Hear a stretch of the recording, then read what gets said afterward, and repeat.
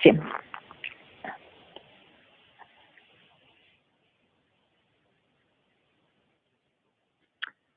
Perfetto, perfetto. Aspettavo il via libera. Buonasera a tutti da Francesca Corbella.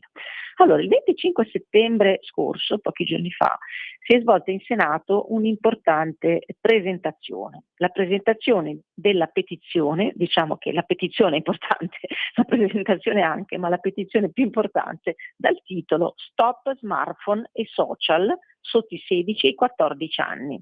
C'è un grande battage che si sta muovendo intorno a questa iniziativa.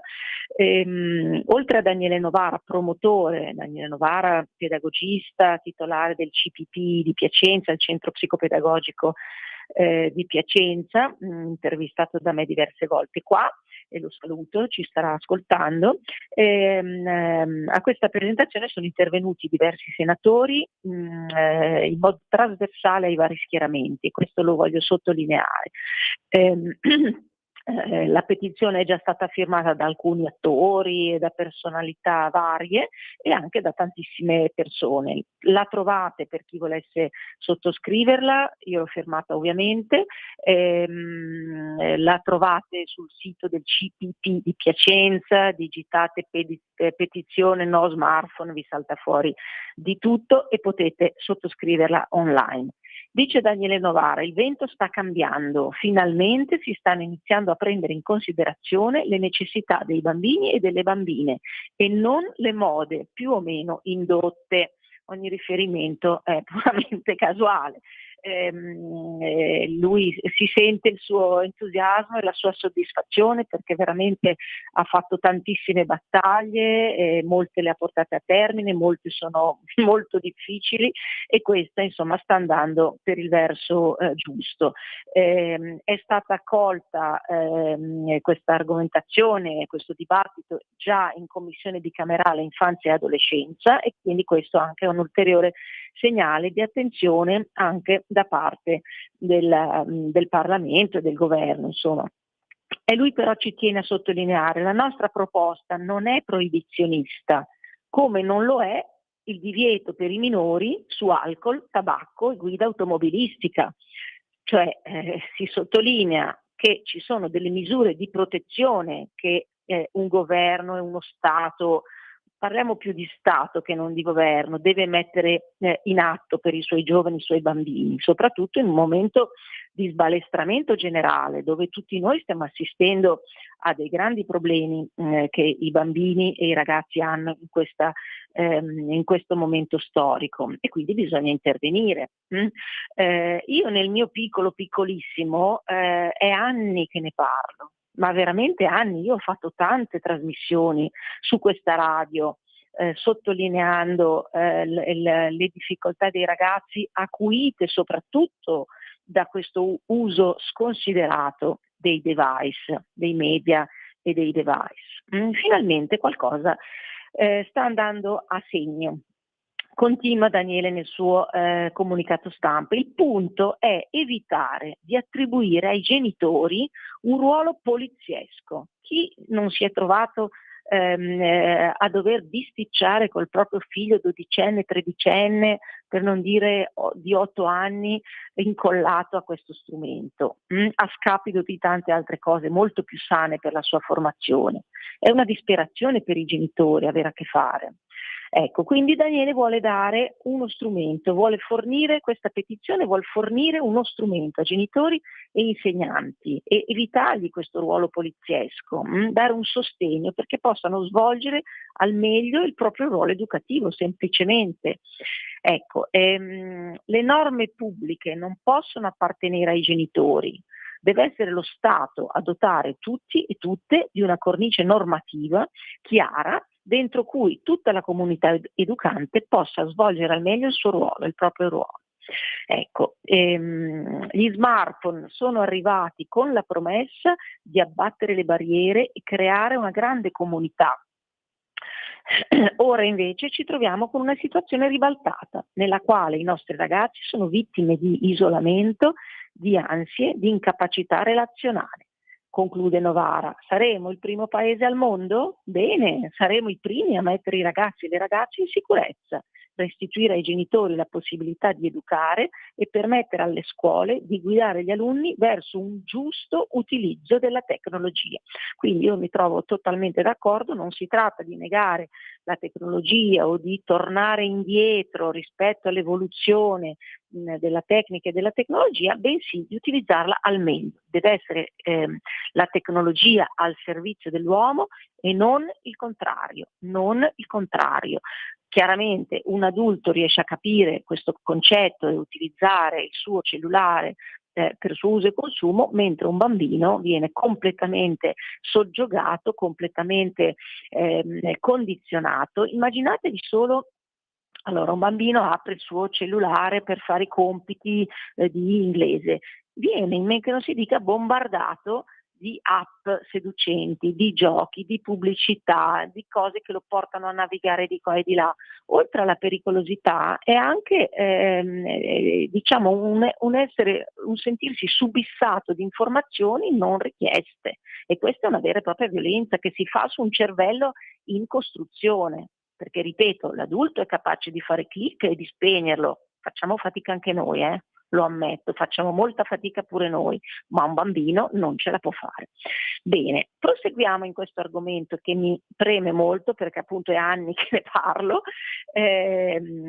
Tuttoscuola.it pubblica il seguente virgolettato: uno smartphone in mano a un bambino è come un go-kart in autostrada. È bellissima questa immagine così provocatoria. Non è di uno sconosciuto, è dello psicoterapeuta Alberto Pellai, il quale anche lui da anni prosegue nel mettere i puntini sulle i della tecnologia in mano ai bambini, e ha voluto sottolineare con questa immagine i rischi legati all'uso precoce e incontrollato degli strumenti digitali messi in mano ai più giovani, e lo ha fatto in occasione del meeting per l'amicizia tra i popoli a Rimini, quindi davanti a una vasta platea. Chi è del settore ha seguito il tam tam di delle varie pubblicazioni, perché insomma il nome di Alberto Pellai è molto conosciuto e quindi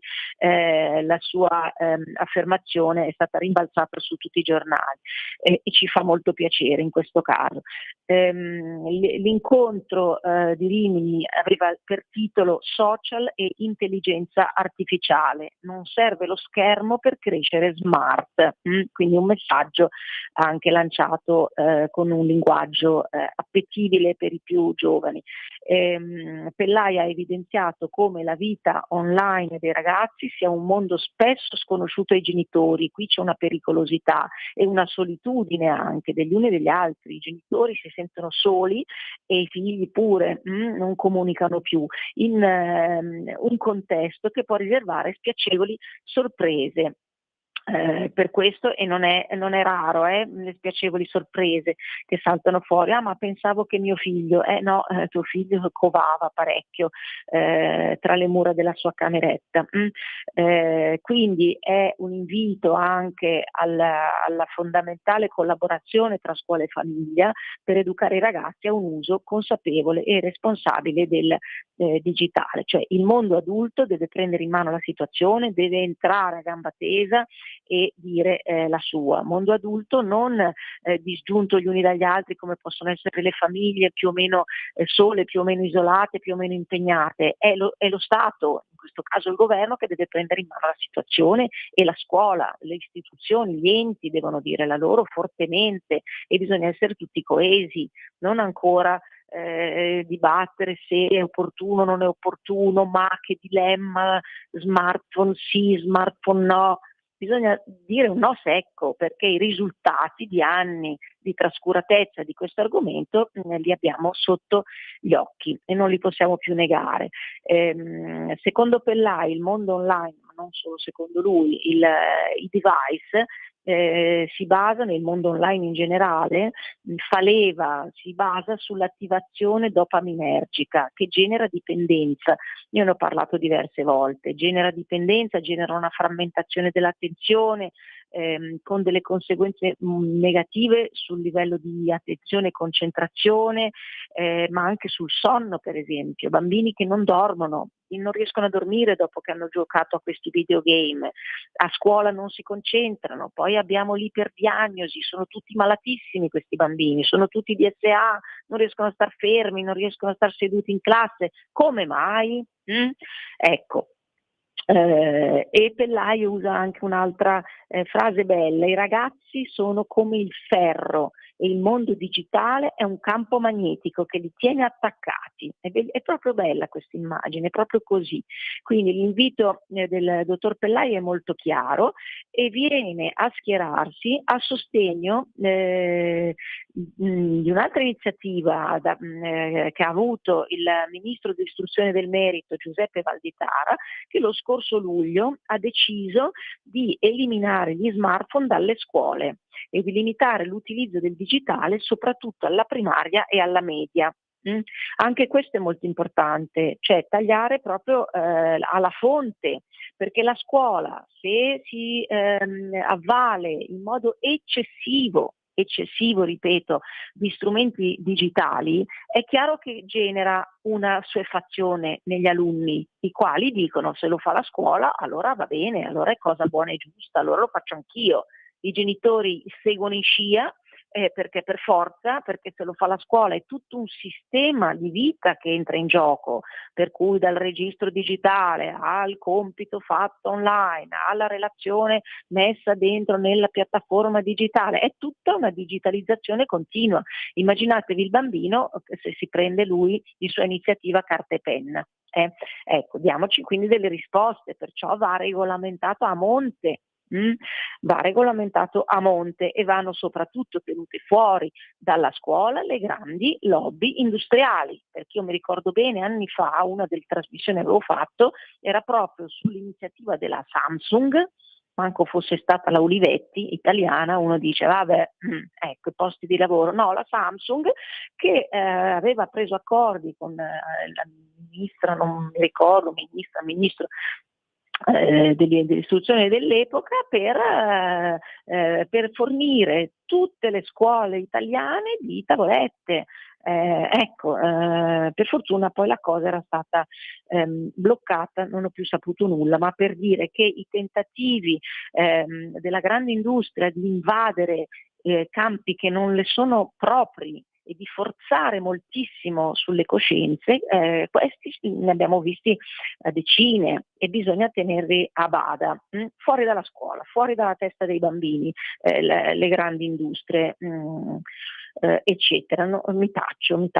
Allora, una decisione condivisa da Pellai: dai 9 ai 14 anni il cervello è molto fragile. La decisione di Valditara di eliminare gli smartphone dalle scuole elementari e medie è condivisa da Pellai, che dice: dai 9 ai 14 anni il cervello è molto fragile nei confronti dell'ingaggio proposto dalla vita online.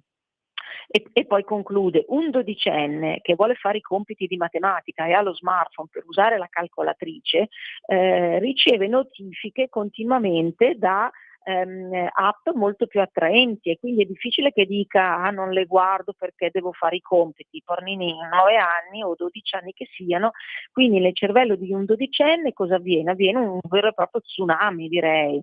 Il cervello cognitivo non sta dietro a quello emotivo, vince quello emotivo che trascina anche quello cognitivo. Quindi il lavoro dell'adulto, insegnante, genitore, ma anche l'adulto ente, l'adulto Stato, è canalizzare il cervello emotivo verso obiettivi diversi da quello che è appunto la grande promessa di paese dei balocchi che arriva dall'industria elettronica e dalle varie app che ne sono la longa mano.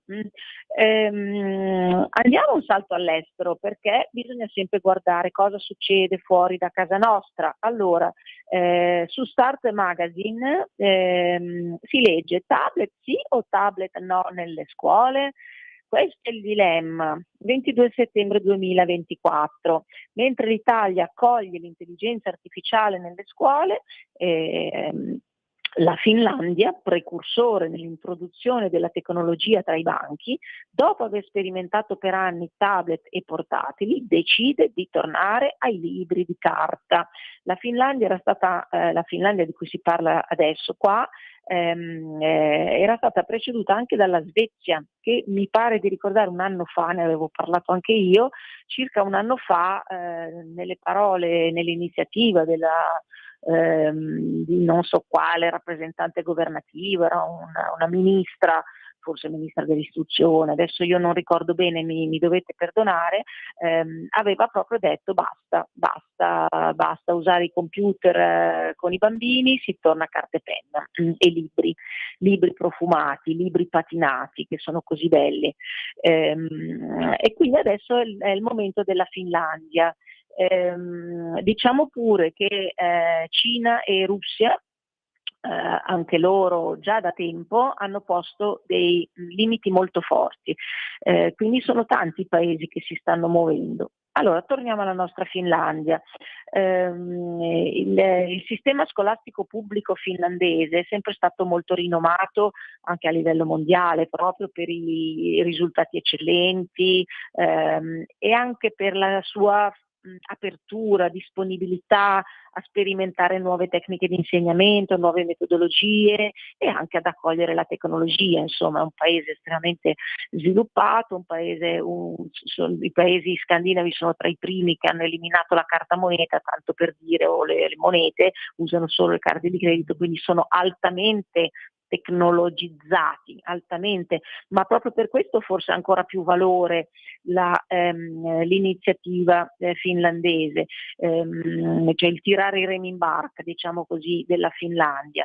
Fino a poco tempo fa molte scuole fornivano addirittura gratuitamente, perché lì si fa così, i computer portatili addirittura a tutti gli alunni già a partire dall'età di 11 anni, figuratevi. Quindi c'era un'idea molto massiva di far entrare molto, insomma, la tecnologia nella scuola anche per i bambini piccoli. Però quest'autunno, cioè adesso, gli alunni di Riihimäki, una città di circa 30.000 abitanti a 70 km a nord di Helsinki, torneranno a mettere i libri nello zaino e a scrivere con carta e penna. La decisione è frutto della preoccupazione di genitori, che evidentemente in Finlandia vengono ascoltati, da noi un po' di meno, e insegnanti, per l'impatto degli schermi sui bambini, ma anche dei risultati di apprendimento.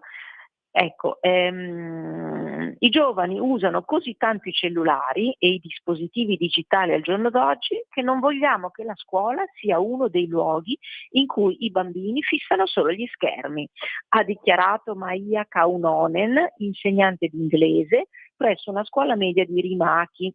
La maggior parte degli studenti svolgeva gli esercizi il più velocemente possibile per poi passare a giocare e a chattare sui social media, ha riferito Kaunonen, aggiungendo che non era possibile controllare in tempo reale l'uso che ne facevano tutti quanti. Gli insegnanti infatti hanno osservato che le continue distrazioni dovute all'uso dei dispositivi digitali rendono molti bambini irrequieti e troppo volubili per concentrarsi. Inoltre, secondo quanto riferito da Reuters, in tutta la Finlandia, negli ultimi anni i risultati di apprendimento dei bambini hanno subito una lenta erosione, motivo per cui il governo ha pianificato una nuova legislazione per vietare l'uso di dispositivi personali come i cellulari durante le ore scolastiche, al fine di ridurre il tempo trascorso davanti allo schermo. Attualmente gli adolescenti finlandesi fissano lo schermo per una media di 6 ore al giorno, e io dico che lo fanno anche gli italiani. L'uso eccessivo del digitale comporta rischi sia fisici che mentali, come problemi agli occhi e ansia crescente, lo dichiara la neuropsicologa clinica finlandese Minna Peltopuro. Un altro problema, osserva l'esperta, è il multitasking. Il cervello è molto vulnerabile al multitasking e soprattutto in giovane età non si riesce a gestirlo bene. effettivamente è qualcosa che mette molto sotto stress anche il nostro di cervello. Quanto sperimentato dalla Finlandia trova conferma in un recente studio pubblicato su Frontiers in Developmental Psychology, in cui si legge che nessuna forma di utilizzo dello schermo ha avuto un effetto positivo sulle competenze dei bambini. Nessuna forma di utilizzo, questo è un virgolettato, cioè non c'è distinguo, qui dice nessuna forma di utilizzo dello schermo, mentre fino a poco tempo fa c'erano molti distinguo, qualcosa sì, qualcosa no, i game sviluppano la rapidità mentale, la perspicacia dell'azione. Non è vero, qua si dice che nessuna forma di utilizzo dello schermo ha avuto un effetto positivo sulle competenze dei bambini, con cui è invece fondamentale interagire verbalmente, certamente. La ricerca dimostra che i bambini che stanno meno davanti a uno schermo ottengono punteggi più alti nei test, sia in grammatica sia in padronanza linguistica, e coloro che non utilizzano per niente i dispositivi elettronici ne beneficiano a livello di abilità linguistiche e generali. Ed è proprio così, io lo vedo anch'io nella mia scuola. Per concludere, riprendiamo la notizia principale. In Italia si è riacceso o acceso, diciamo non è mai stato sopito, perché ci sono state tante persone che fin da tanto tempo fa hanno cominciato a drizzare le antenne e dire ma c'è qualcosa che non ci convince, quindi si è riacceso il dibattito sull'uso di tablet e smartphone tra i più giovani. Daniele Novara, pedagogista, e Alberto Pellai, medico psicoterapeuta, hanno lanciato un appello condiviso anche appunto da alcuni attori e da molti senatori, che invita il governo a vietare l'uso personale di smartphone ai minori di 14 anni e l'apertura di profili social ai ragazzi sotto i 16. Per gli esperti è importante intervenire non solo perché un'esposizione prematura e massiccia alle tecnologie incide negativamente sullo sviluppo cerebrale, ma anche perché ha effetti negativi sulla salute sociale, e qui si intende la loro salute sociale di bambini e di ragazzi che devono sviluppare delle capacità relazionali, ma anche la salute sociale di tutti, perché non sono una parrocchia a sé stante i bambini e i ragazzi, smettiamola di considerarli come un'età anomala o un qualcosa che non ci appartiene, che ci spaventa, oddio dobbiamo prenderli con le pinze. No, loro sono la base di partenza di tutta la società. Da loro parte la società del futuro e la società del presente, sotto la nostra guida, che esistiamo anche noi. Gli adulti a cosa servono? I genitori a cosa servono? A guidare i bambini, a guidare verso un benessere. È un benessere che non è mai un correre da soli la vita, è un benessere sociale. Quindi il bambino e il ragazzo sono integrati in una società, ma questa integrazione è sfavorita largamente da questi mezzi elettronici digitali.